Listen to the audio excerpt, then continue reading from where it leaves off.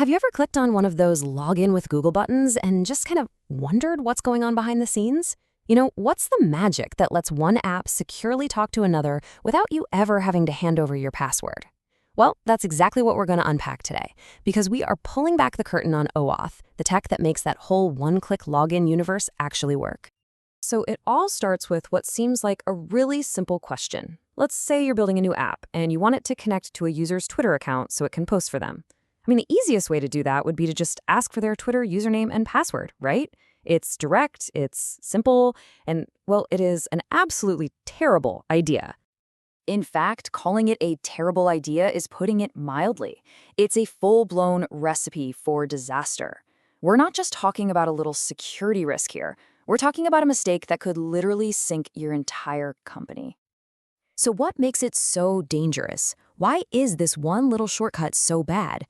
Because when you store a user's password, you're not just opening a door, you are kicking off a chain reaction of pure chaos that can absolutely destroy everything you've built. Let's play this out for a second. Okay, Monday, you launch your cool new app. Awesome! 10,000 people sign up and they all give you their Twitter passwords. High five? But then, Tuesday happens. Your database gets hacked and all 10,000 of those passwords are now out in the wild. By Wednesday, hackers are just spamming from every single one of those accounts. Come Thursday, your app is banned and the lawsuits start piling up. And by Friday, yep, you're bankrupt. That, my friends, is the password sharing disaster. So, what's the alternative to this complete nightmare? Well, it really comes down to two very different paths. The bad approach, the one we just saw, is for your app to ask for and store the user's actual password, the keys to the kingdom. The good approach, the one that saves the day, is the foundation of a protocol called OAuth 2.0. And here, instead of asking for the keys, your app does something much smarter. It just redirects the user to the service itself, like Twitter, and lets them handle the login. And this brings us to the solution. Honestly, the best way to understand OAuth 2.0 is with a simple, real-world analogy. So let's forget about code for a minute and just think about parking your car at a nice hotel. You wouldn't just toss the valet your master key, right? That key can open your trunk, it can get into your glove box, it lets them drive pretty much anywhere they want. No way. Instead, you give them something with very specific, limited power. You give them a valet key.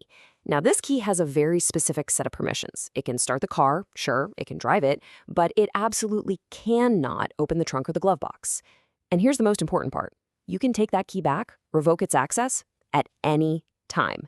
This limited, specific, and revocable key, it's the perfect metaphor for what we call an OAuth access token in the digital world.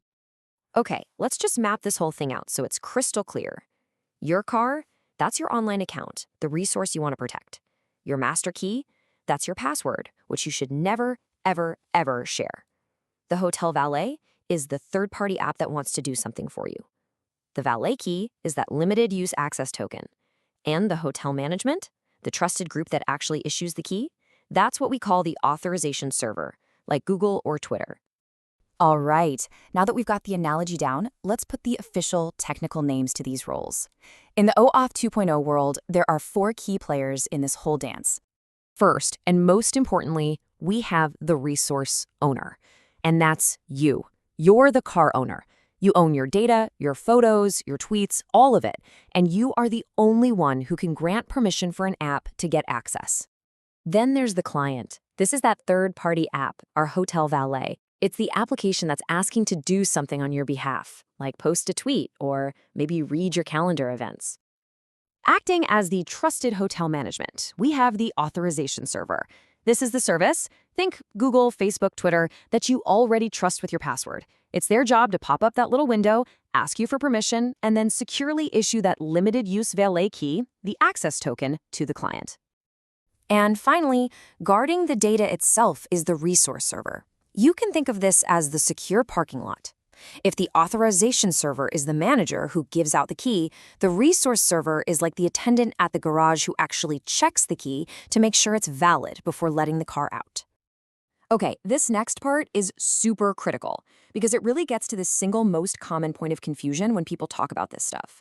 The difference between authorizing an app to do something for you and authenticating who you are. So here's the deal. OAuth 2.0, all by itself, is purely for authorization. It's designed to answer one question and one question only. What can this app do on my behalf? But when you see a login with Google button, there's actually another layer working on top of it, something called OpenID Connect, or OIDC. That layer is what handles authentication. It answers a totally different question. Who are you? So you put them together and you get this powerful 1-2 punch that lets an app both verify your identity and get permission to act for you. So we've covered the problem, we've gone through the analogy, we've looked at the technical details. But why does any of this matter in our everyday lives? I mean, why did this technology basically revolutionize the way we use the internet? Well, check out this number. A staggering 73% of us would much rather use a social login, like login with Google, than go through the hassle of creating yet another new account with another new password we have to remember. We crave that mix of convenience and security, and OAuth is the engine that makes it all possible. It's like a digital contract that says, sure, you can park my car, but you cannot rifle through my glove box. And this isn't just for social apps, by the way. In the corporate world, the exact same technology powers what's known as single sign-on, or SSO. This is what lets employees log in just one time to their company account and then get access to all their work applications without having a login over and over again. It completely reduces password fatigue for users, and, you better believe, it slashes IT support tickets for companies. But, with all this power comes a lot of responsibility. For any developers out there, there is one security rule that is absolutely non-negotiably critical. It involves using something called a state parameter. Think of it like a secret handshake. When your app sends you to Google to log in, it gives you a secret code. When Google sends you back, your app checks, hey, do you still have that same secret code? If the code is missing or it doesn't match, that can mean an attacker is trying to hijack your login. So the fix is simple but vital. You have to use this secret handshake for every single login. So as we rely more and more on all these interconnected services, it really all comes down to trust. OAuth gives us the framework for secure delegation, for handing out those limited-use valet keys instead of our master key. But it does leave us with a final question to think about.